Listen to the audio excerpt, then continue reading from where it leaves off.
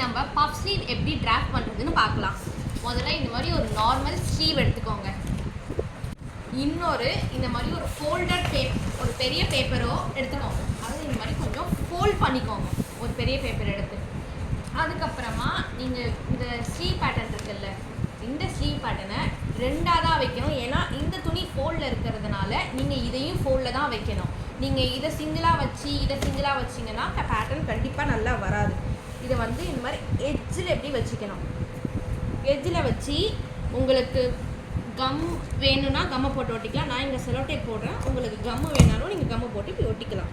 இப்படி லேசாக இப்படி வந்து இந்த இடத்துல இன்னொன்று இப்படி ஒன்று போட்டுக்கலாம். உங்களுக்கு வேணும்னா இந்த ஒன்று இடத்துலையும் இந்த ஒரு இடத்துலையும் போட்டுக்கலாம். இப்போ நம்ம மெயினாக பஃப் ஸ்லீவ் எப்படி ட்ராக் பண்ணுறதுன்னு பார்க்கலாமா? எடுத்துக்கோங்க. இன்ச் டேப் எடுத்து ஸ்லீவோட க்ரௌன் பார்ட், இதோ இந்த இடம் இருக்குது பார்த்துருக்கீங்களா, இந்த க்ரௌன், இதில் 3 இன்ச் மேலே வச்சுக்கோங்க.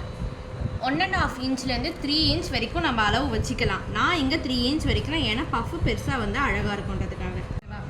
இப்போது இந்த கேப் ஹைட்டுன்னு இருக்குல்ல, இந்த இடம், இதை வந்து கேப் ஹைட்டுன்னு சொல்லுவாங்க. இந்த கேப் ஹைட்லேருந்து 2 இன்ச்சஸ் இப்படி வெளில வைக்கணும், இந்த பக்கமாக ஃபேஸிங்கில். இப்போது உங்களுக்கு வேணும், நீங்கள் என்ன பண்ணலான்னா, உங்களுக்கு வேணும்னா நீங்கள் இப்படி ஸ்ட்ரைட்டாக ஒரு லைன் போட்டுக்கலாம். இங்கேருந்து இப்படி. இப்போது இந்த ஜாயிண்ட் இருக்குல்ல, இந்த ஜாயிண்ட்டையும் இங்கே 3 இன்ச் பாயிண்ட்டையும் நீங்கள் இதை இப்படி ஸ்கேலால் கனெக்ட் பண்ணணும்.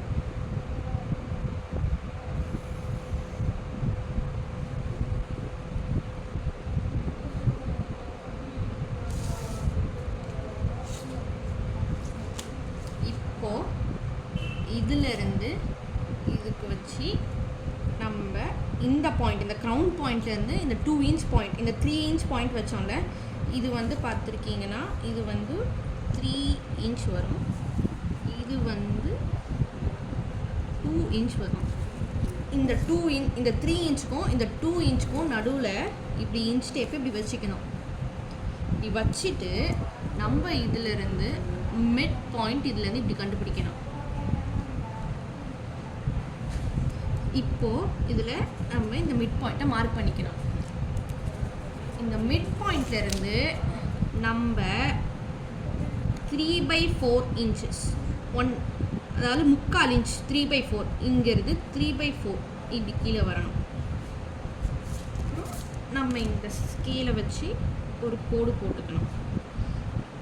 இந்த ஹைட் பார்த்துருக்கீங்கன்னா 3/4 இன்ச்சஸ் தான் 3/4 இன்ச் வரும். இப்போது இந்த பாயிண்ட், இந்த 2 இன்ச் பாயிண்ட்லேருந்து 1 இன்ச் மார்க் பண்ணிக்கணும். இங்கே இது வந்து 1 இன்ச் வரும். இப்போது திருப்பி இந்த க்ரௌன் பார்ட்லேருந்து 1.5 இன்ச்சஸ் இப்படி வெளில வரணும். அதுக்கு ஒரு கோடு போட்டுக்கோங்க. இப்போது ஒரு ஆர்ம் ஹோல் ஸ்கேல் எடுத்துக்கோங்க. இந்த மாதிரி இதில் ஸ்லீவ்னு இருக்கும் ஆக்சுவலி, இல்லைனா கூட இந்த மாதிரி 2 டைப்ஸ் இருக்கும். ஒன்று இந்த மாதிரி இருக்கும், இந்த மாதிரி இருக்கும், இல்லைனா பிளெயினாக கூட கிடைக்கும். உங்களுக்கு நீங்கள் பார்த்துக்கோங்க, உங்களுக்கு என்ன இருக்கோ அவைலபிலிட்டி அதை வச்சு பார்த்துக்கோங்க. இதில் இந்த கர்வியர் பார்ட் இருக்குது பார்த்துருக்கீங்களா, இந்த கர்வியர் பார்ட், ஸோ இந்த வளைவாக இருக்குல்ல, இந்த வளைவில் இதை இங்கே வைக்கணும். இதோ இந்த 1.5 இன்ச் பாயிண்ட் வச்சோம்ல, அந்த 1.5 இன்ச் பாயிண்ட்லேருந்து நம்ம இங்கே 3/4 இன்ச் இங்கே மார்க் பண்ணோம்ல, இந்த பாயிண்ட்டுக்கு நம்ம இப்போ கனெக்ட் பண்ணணும். இப்படி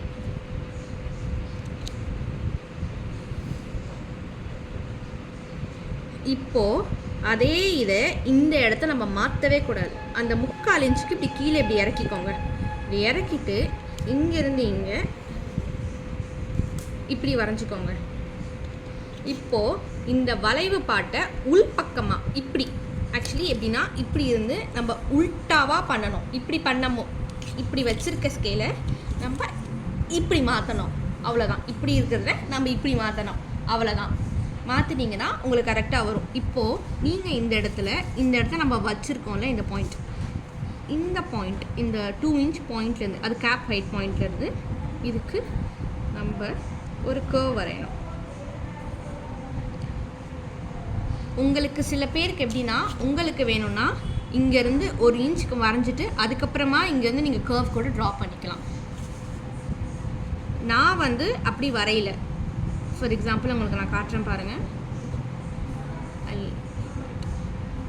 இருங்க, இன்னொரு கலரில் இப்படியும் நீங்கள் வரைஞ்சிக்கலாம். இதுவும் கரெக்டு தான். அப்படி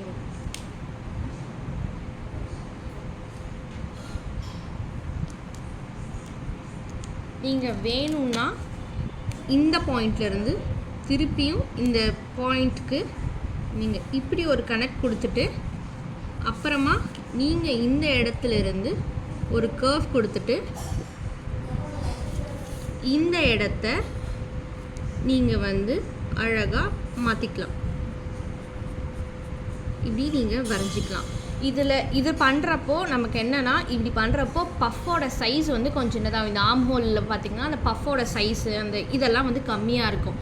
இது பண்ணும்போது நமக்கு நிறைய கிடைக்கும் பஃப்பு. ஏன்னா அது வந்து குழியாக வரதுனால நமக்கு வந்து நல்லா அந்த இழுத்து கொடுக்கும் போது நமக்கு வந்து நல்லாயிருக்கும், அழகாக இருக்கும் பஃப். இது வந்து கொஞ்சம் கம்மியாக இருக்கும்.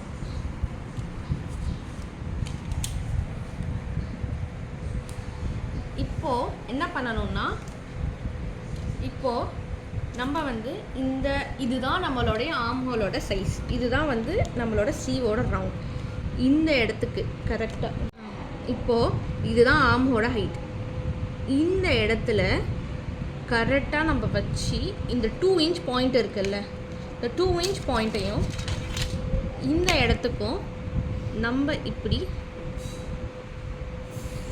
கனெக்ட் பண்ணணும்.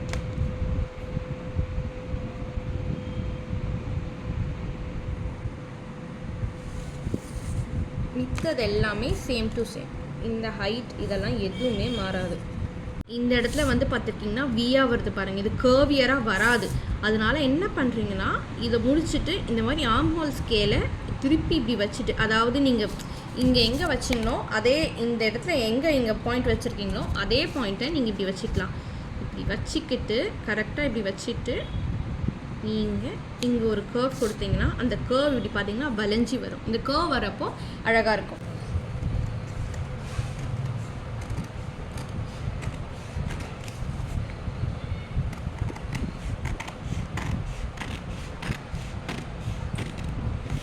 நீங்கள் போட்டிருக்க கோடுலேயே வெட்டலாம், ஒன்றும் பிரச்சனை கிடையாது. கரெக்டாக நான் ஒரு பேட்டர்ன் எடுத்துக்கிட்டதுனால அந்த பேட்டர்னோட அதே அந்த ஹைட்டு அதே அந்த ஆர்மோட ரவுண்டு இதெல்லாம் எதுவுமே நான் மாற்றலை. நான் மாற்றினது எல்லாமே வந்து பார்த்துருக்கீங்கன்னா இந்த க்ரௌனும் இந்த இடத்துல இருக்க கேப் ஹைட்டு மட்டும்தான். ஏன்னா இந்த இடத்துல தான் பஃப் வரணும். பஃப் வரும்போது இந்த இடத்த எதுக்கு நம்ம இந்த இடத்த கொடுக்குறோன்னா, இவ்வளோ நம்ம அகலப்படுத்துகிறோன்னா பஃப்பை நம்ம போட்டுட்டு இப்படி இப்படி இழுப்போம் இல்லை, இழுக்கிறப்போ இந்த இடத்துல சுருக்கம் வரும். இந்த சுருக்கம் வரும்போது அழகாக இருக்கும். அதுக்கு தான் ஆக்சுவலி இதை கொடுக்குறது.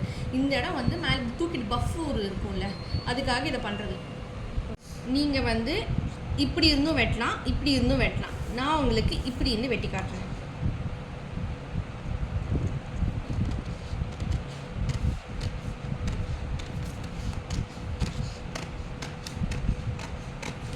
நான் அந்த க்ரீன் லைனை தான் வெட்டுறேன், பிங்க் லைனை நான் வெட்டலை.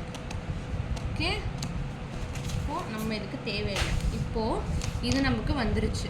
இப்போது நம்ம என்ன பண்ணணும்னா, ஃபோல்ட் பண்ணி வச்சுருந்ததுனால இந்த பக்கத்தை விரிச்சிடணும். இப்போ பார்த்துருக்கீங்களா, நமக்கு 2 பக்கமும் ஸ்லீவ் வந்துருச்சு.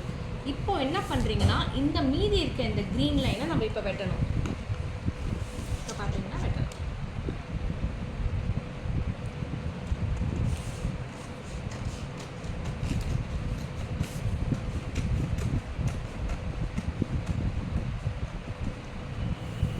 இங்கே ஆக்சுவலி பார்த்துருக்கீங்கன்னா பஃப் ஸ்லீவில் வந்து ஒரு ட்ரிக் இருக்குது. ஆக்சுவலி நிறைய பேர் அதை தப்பாக பண்ணுவாங்க. என்னென்னா, எப்பயுமே வந்து நமக்கு ஸ்லீவ் வெட்டுறப்போ எது குழியாக இருக்கோ அது வந்து நமக்கு ஃப்ரண்ட்டில் இருக்கும். இந்த குழியே இல்லாதது பேக்காக இருக்கும். ஆனால் பஃப் ஸ்லீவில் மட்டும் எப்பயுமே மாறி வருங்க.